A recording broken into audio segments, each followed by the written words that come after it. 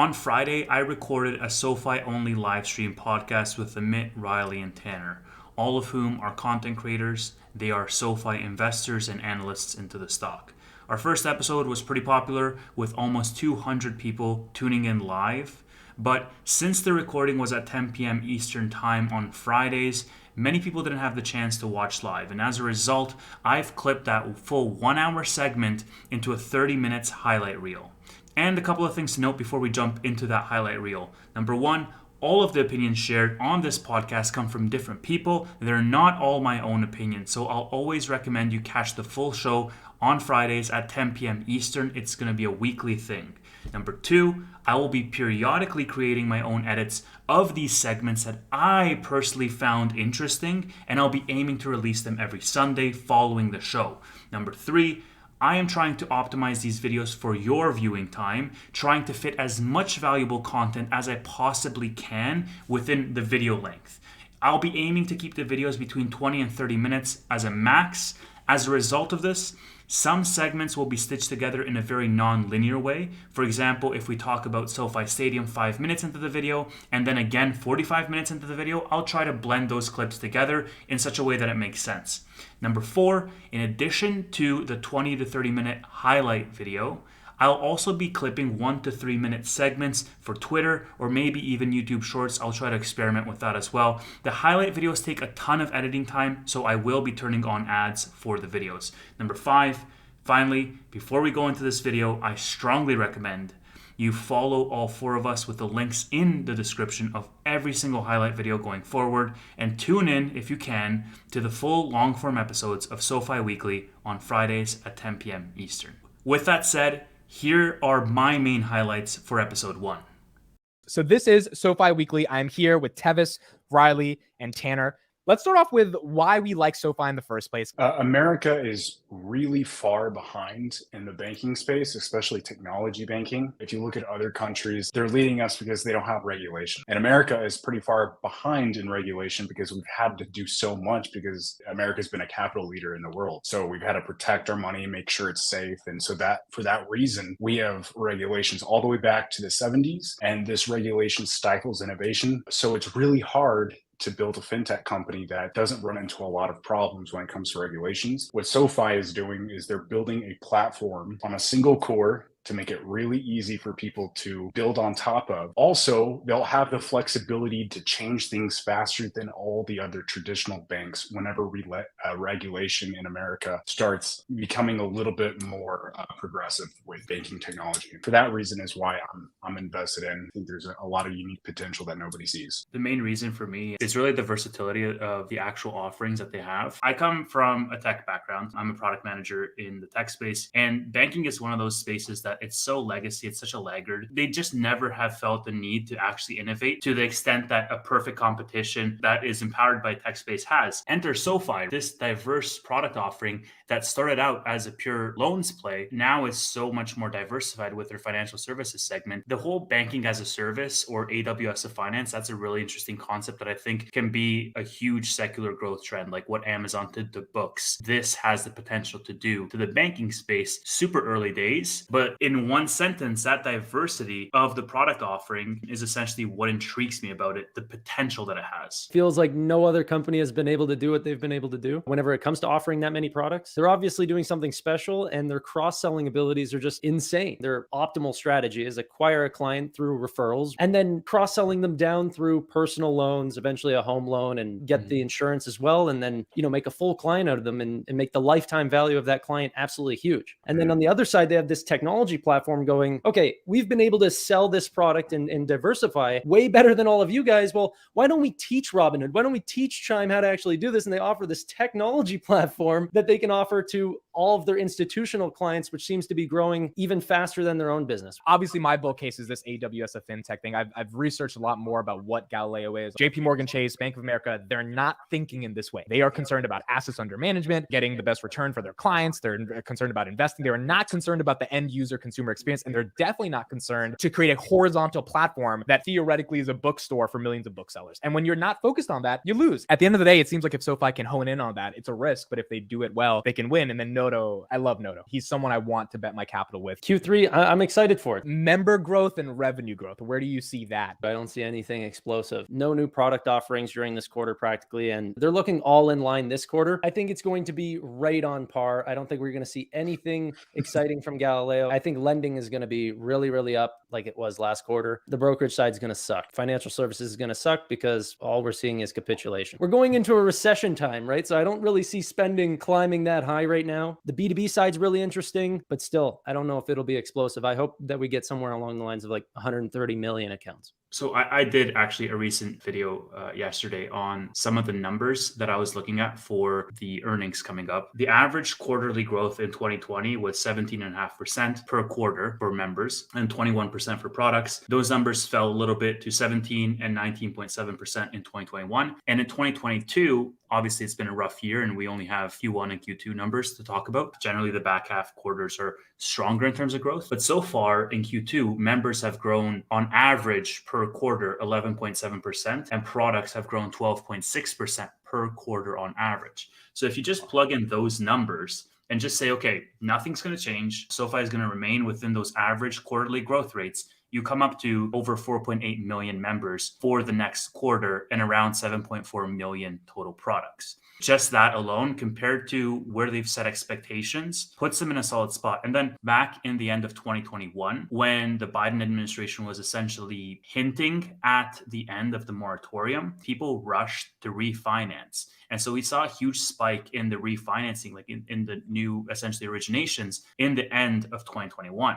Retrospectively looking, that didn't happen. The moratorium continued for another year. But now that we actually have confirmation that student loans are going to resume in January, the number that I'm looking for is for lending to grow. And lending so far, on average, quarterly for 2022 has been 5.5% increase. So we can expect total lending products, if we follow that model, to be around 1.3 million total lending products. So without considering new originations, if we hold on to this theory that people are going to rush to refinance because of the student loans that are resuming in 2023, that's where I think the beat is going to come in. Lending, I definitely do think will be a strong one. I don't think financial services will be as strong. I think the next quarter is going to be really good. Just by the fact that Noto pushed back the quarterly earnings before the stock market goes alive. There's some September information that came out. So this has been the talk of the town, the latest month here that they just recorded. The September data just came in for web traffic. And obviously, as you can see, it looks horrible. Mobile data down 91.66%. Yet desktop data is almost up, or sorry, traffic, I shouldn't say data, is up 35%. There's only been another month where we've seen 1.8 million views on the desktop. Is everyone just switching over to desktop to view their investments? I just don't believe it. So how accurate is this from tip ranks? Are we positive? If we assume that that data is completely accurate, let's just operate with that assumption for a second. Then the next question we have to ask ourselves is, okay, what is the relative correlation that is actually going to translate? And the fact of the matter is, like, we're not talking about Facebook or Pinterest or Snapchat here. Like, who will go on a web view on their mobile phone to go to SoFi's website to sign up for a loan? It makes sense why desktop has more than mobile, because SoFi has an app. And if you wanted to sign up for their services, you could just do that through their app. A more accurate way, I would go to App Annie to look at their app downloads for that month. Because if their app downloads are strong, then I'm going to trust that way more than I'm going to trust the actual web traffic. In terms of conversion is my point. Also, one thing to clarify, guys, when you look at mobile right there for 680,000, that's not mobile app. That's how many people access SoFi.com on their mobile phone. Are you sure about that? that makes actually a lot of sense. Because then if that's the case, I don't think we have anything to worry. Riley, why don't they have options trading yet? Q2, Noto said he is predicting that options would be coming out by the end of this year, which is in the next 2 months. Don't think it's coming. Right now, the reason why SoFi app sucks, and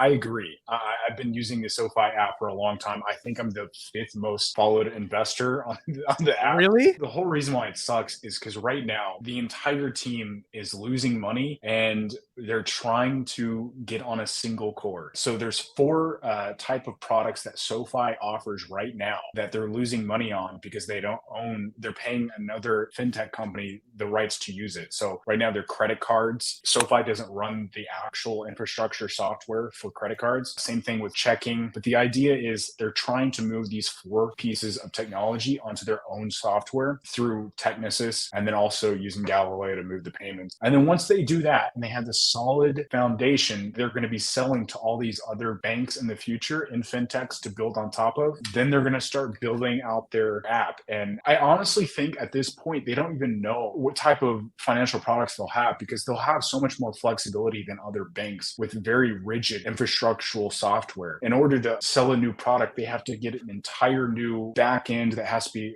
compliant with regulations and stuff. Right now, they're really focusing hard on the back end. And Noto even said for the next 2 years, they're putting their head down and just focusing on just operating and really working hard on this foundational stuff. So the app sucks, but the back end is where the magic is happening. And once that's finished, we could probably see some really interesting stuff come out. Dude, when options comes, there's going to be a flood of people.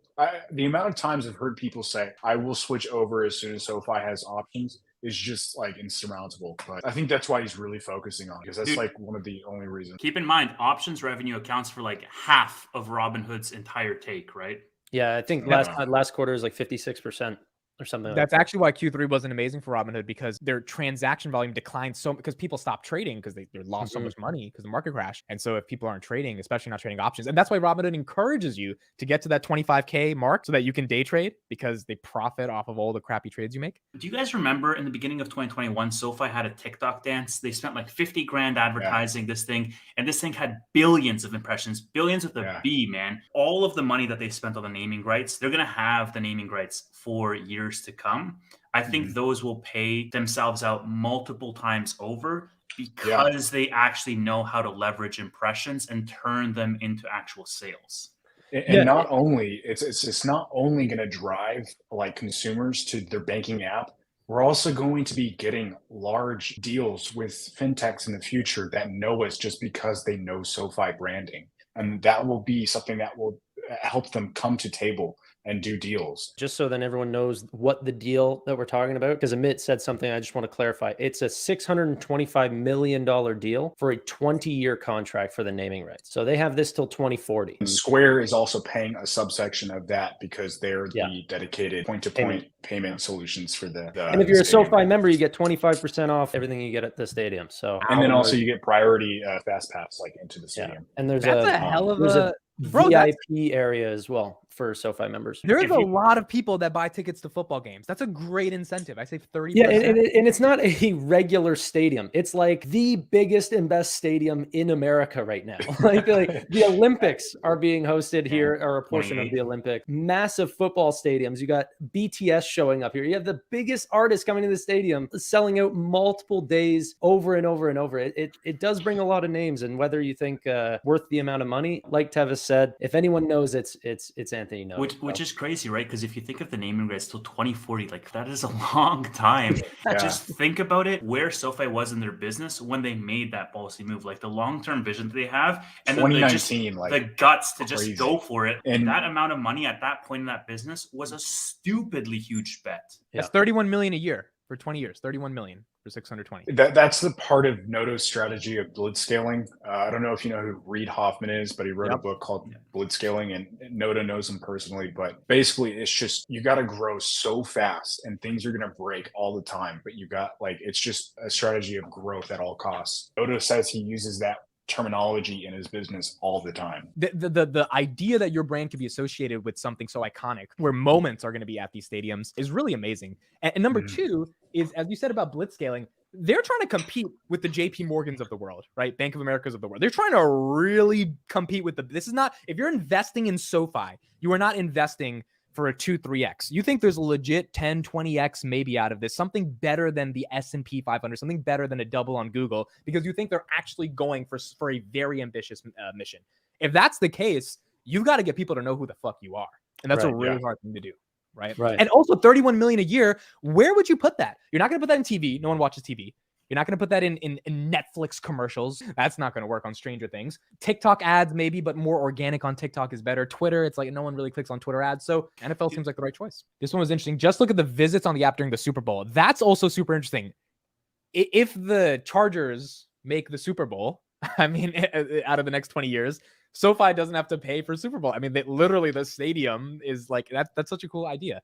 The fact that it's there and during the Super Bowl. Anthony Noto said something like they had received more traffic than any of the commercials that were played during the games. I also think that a lot of SoFi's advertisement is really going to attract, dare I say, smarter people that know the value of, hey, 2.5 APY is actually just way better than what I'm getting.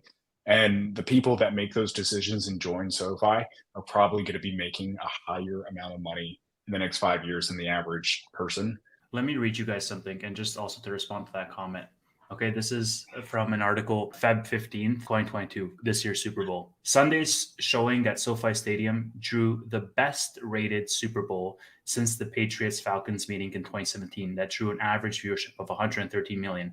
Sunday's attendance, i.e. this year 2022 Super Bowl at SoFi, peaked at 167 million watchers, making it the most viewed show over the last 5 years. Now think of that cost that they paid. And just for that event, the eyeballs, SoFi branding on the stadium, SoFi branding on everything, SoFi commercials. They now even have sponsored players. That's like 40% higher though, is it not? Did I hear those numbers right? That's crazy. It's record height. SoFi, the moat around the business or that value prop is that cross-selling flywheel. And all of a sudden, it becomes this really sticky product because all you need a top funnel, you need a hook to basically bring someone in, whether that's a 2.5% APY, whether that's a $250 bonus, whatever it is, whether it's 25% off on hot dogs and you're just watching the game, and you just download the app real quick. The thing is, once you get into that ecosystem, because it's set up in such a way that the flywheel is the main value prop, and because that flywheel is going off completely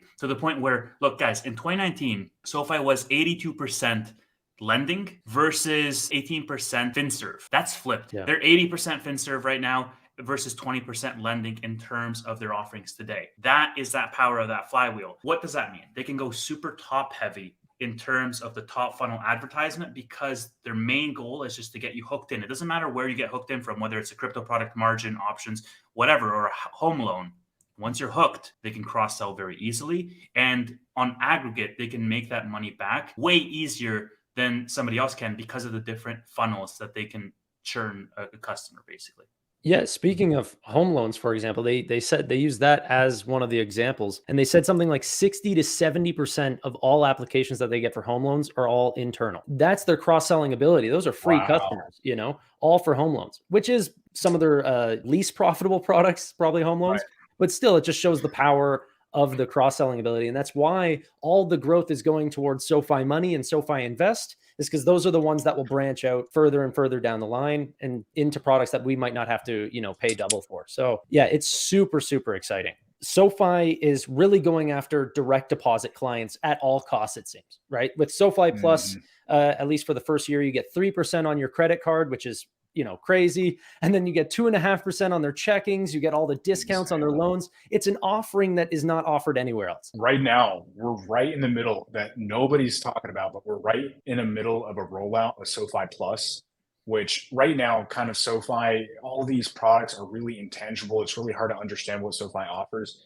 but they're doing this like SoFi Plus thing, which is like Amazon Prime or Costco membership. It really just tells you exactly what you are getting with SoFi by being a member with us. It also will create another layer of stickiness. Once you see that your direct deposits are getting you this APY and you see all the benefits that you're getting right there, you're going to want to not delete this app and download 4 other apps. Just like, why would you do that? It doesn't make any sense. The stickiness of a direct deposit client is the highest. And that's not a SoFi exclusive. That's financial services across the board. If you get the direct deposit client, it can last a very, very long time. I think that's the funny thing about, some statistics that SoFi showed off is that as they've increased the interest rate for their direct deposit, they're seeing a lot of new member growth, but the type of client that they're attracting is actually a better client. The same person that's looking for a higher interest rate is the same person that also cares about their credit score, paying off their bills on time, and these sorts. The people that are coming over are also the perfect clients that we might want to, sell to a personal loan, for example. The average person might care about how laggy the app is, but will someone really care if they're getting 2.5% on this one app that it lags whenever you scroll it for now? And I think that's part of the blitz scale is just,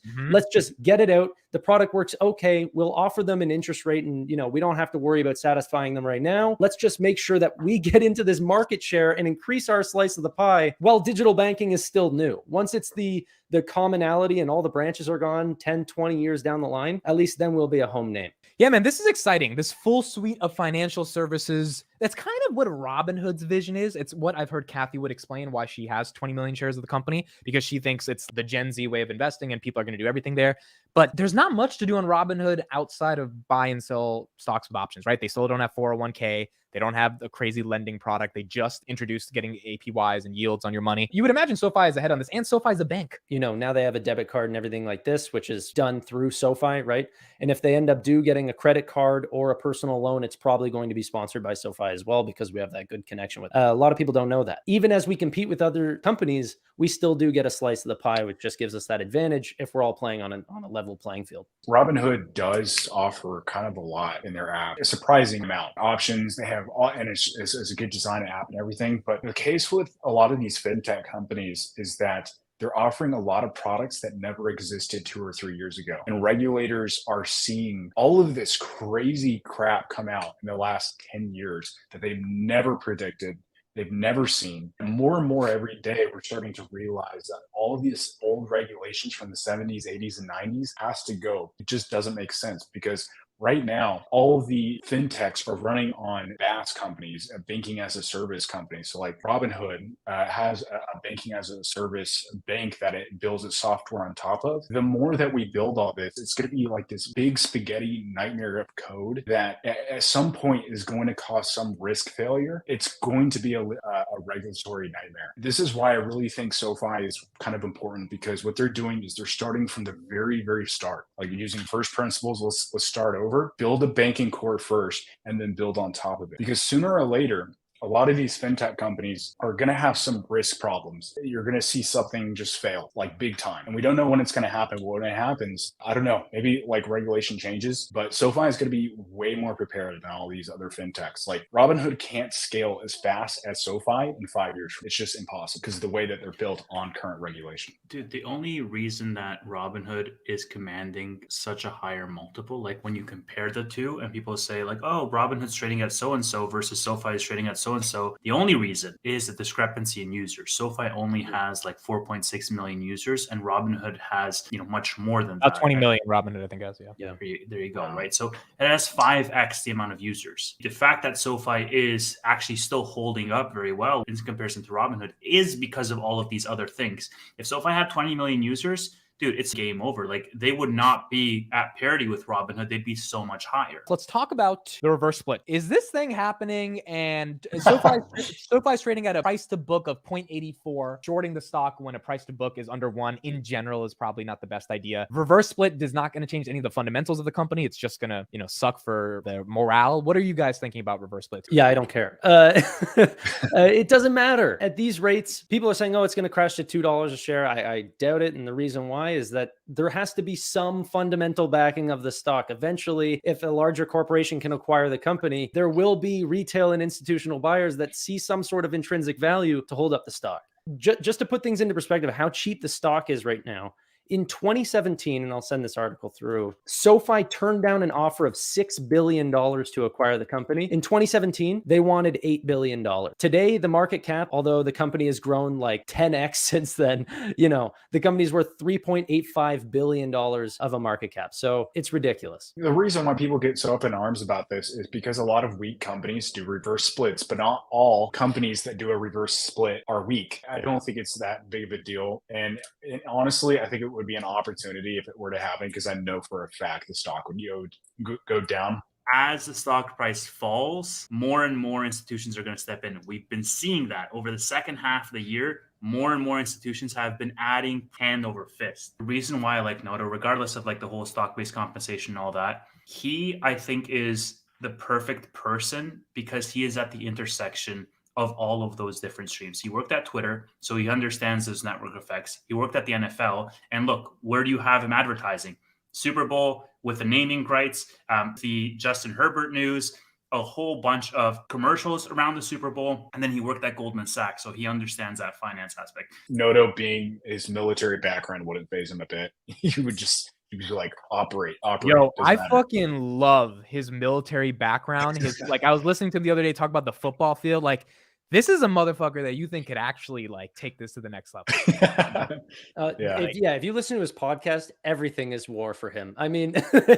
every business is a war zone for this man. I mean, He had the author of Radical Candor, which is a popular book for CEOs in the Silicon Valley. And basically, like, he was talking to the author of that book, and they were both talking about how sometimes they just need to scream at their people, or they yell at, I would say. But he was just like, just to get them like, let's go. Basically, like Steve Jobs did the same thing. He would just be like, what are you doing? Like, let's work, let's get on to it, and really push his employees. So yeah, I thought that was really funny. His podcast is kind of gold. Like, it has a lot of good stuff on it. Anthony Noto has his own podcast?